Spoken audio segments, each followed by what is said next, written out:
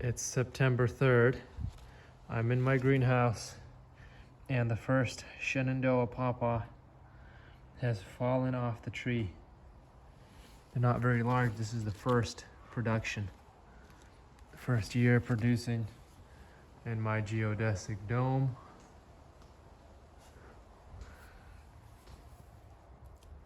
It fell off. It is a little bit soft. Cut him this way. I got a good piece right there.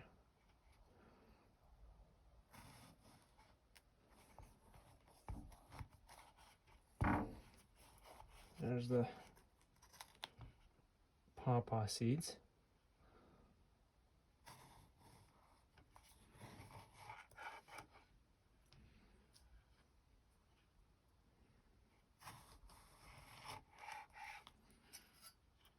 Look at that. I hope it's ripe. So I'm gonna go see what my parents think about this also. Let's see what it tastes like. It definitely is soft. All right, here we go. Here's the great reveal. It's my first time tasting a Shenandoah. Tasted a wild one that was shipped to me, but it was past prime.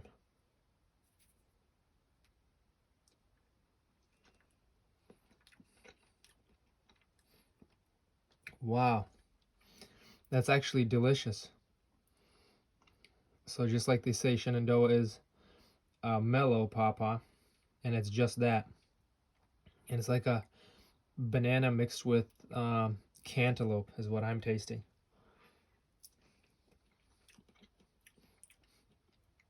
Very sweet and tropical. Wow, I can't wait to feed this to my parents. That is crazy good. It's like eating pudding, candy. I did not expect that because the wild one wasn't even close to as good as this one. I almost want to eat the skin, but I know the skin is bad for you. So I'm going to try to clean it up the best I can. Wow. Definitely a thumbs up.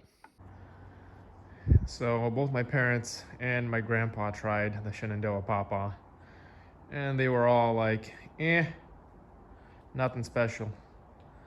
Didn't seem like they enjoyed it much, but they didn't say it was bad or anything. They just didn't think it was anything special. So perhaps either pawpaw isn't for everyone, or maybe you have to acquire the taste, or I'm biased because I grow them. I have two more left here. This is the Shenandoah, my Shenandoah tree. But I think they might like the Susquehanna because that one is a more flavorful pawpaw as far as what everyone else says about him. Shenandoah is the most mellow one, which is the one they suggest that people that have never tried pawpaw before try. And so they've tried it. They didn't spit it out. They just said it was nothing special. Initially, I planted pawpaws outside. They failed to thrive, and so then I planted one here and one here. And the one here was a Susquehanna. Susquehanna just didn't want to grow, so I dug it out and I planted another one that was more vigorous, and I'm going to graft Susquehanna to it. Currently, though, it has NC1 and Allegheny grafted to it. But this is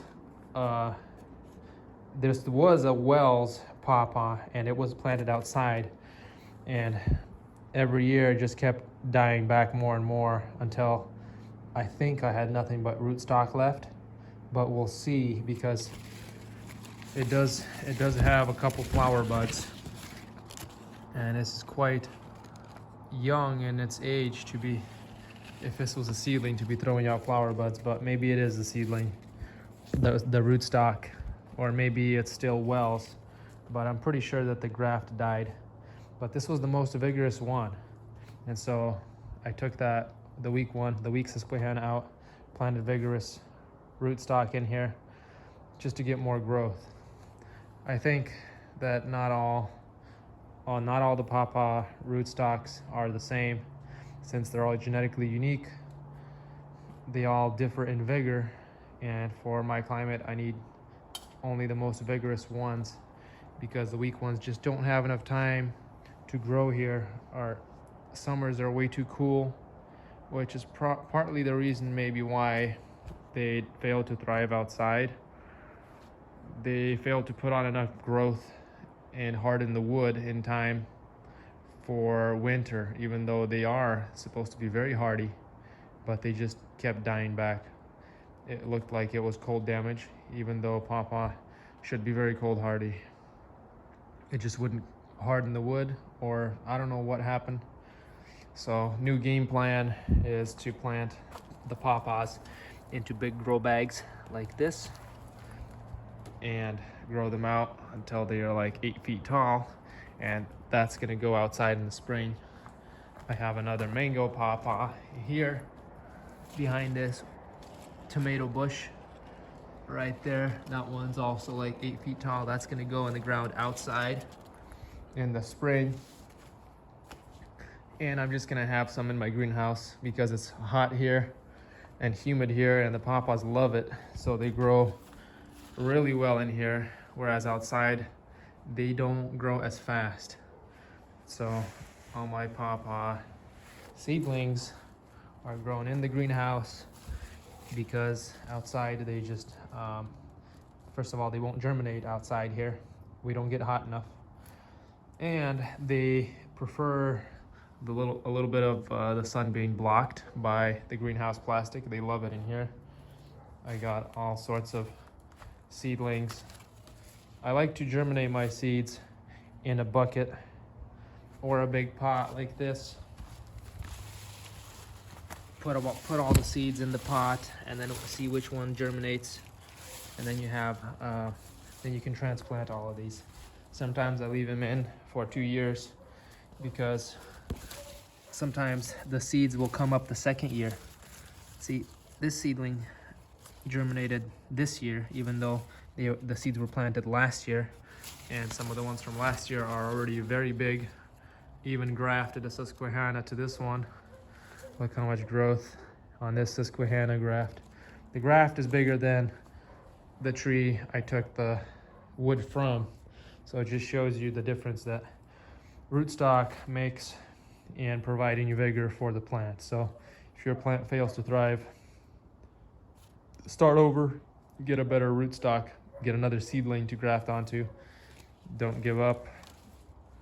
This is more pawpaw here.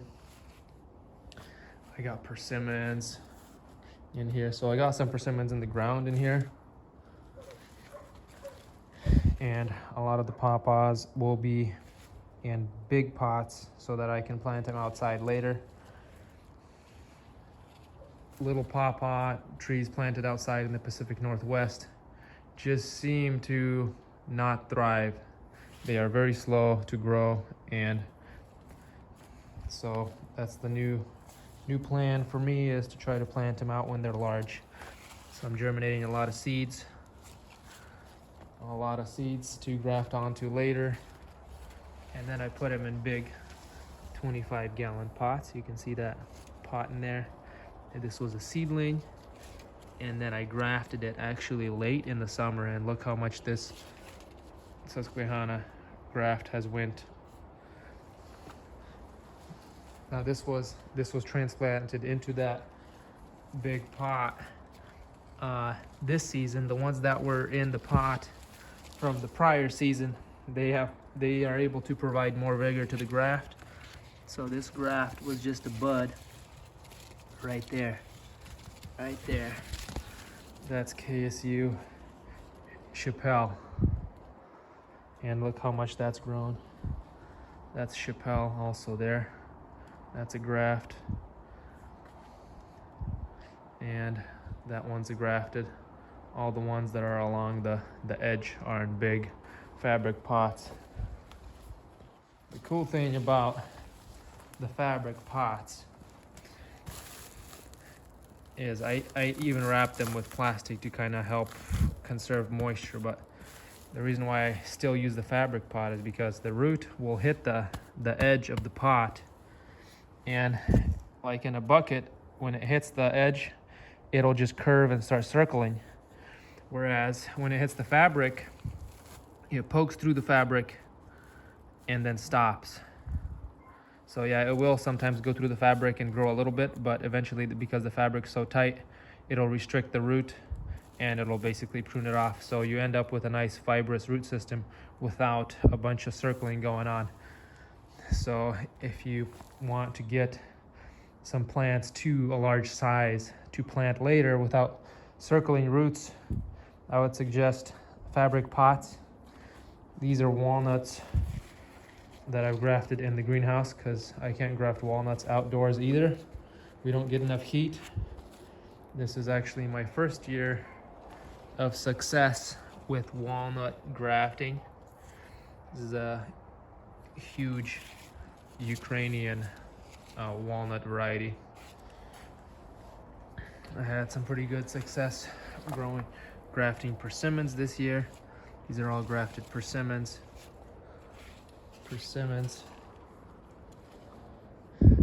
Sophie's Gift persimmon. Look how much these grafts have grown. So these are all Sophie's Gift. That's how big. This is a seedling from last year, so this is basically a 2-year plant now, but that graft was from this season, and look how much it's grown. Like 5 feet. And another branch right here. And all of them seem to grow so fast on the 60 chromosome Virginiana rootstock. This is Nikita's Gift, and this is Sophie's Gift. Sophie's Gift is a little more vigorous than Nikita's Gift. Nikita's Gift tends to stay more dwarf. Looks like Sophie's Gift is going to be a stronger grower, more like Rossianka. But yeah, I'm excited for growing some persimmons as well. This is another walnut right here. The entire middle of my greenhouse was covered by this passion fruit vine. You can still see a flower here, a flower or two of the passion fruit, but they fail to set the fruit. They flowered a lot, but it does not want to fruit in the greenhouse, so I cut it way back. That's why it looks like it's wilted. It's been cut back. It's just taking up too much room. Here's another Sophie's Gift graft. Look at how big these leaves are. That's meter.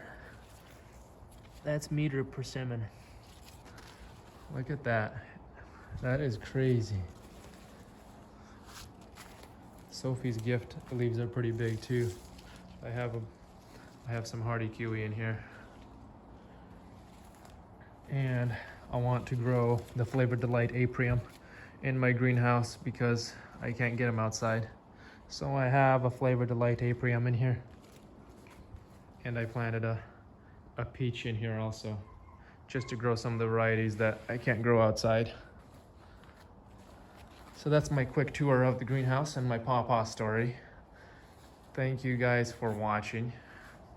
Don't forget to like and subscribe, and I'll see you next time.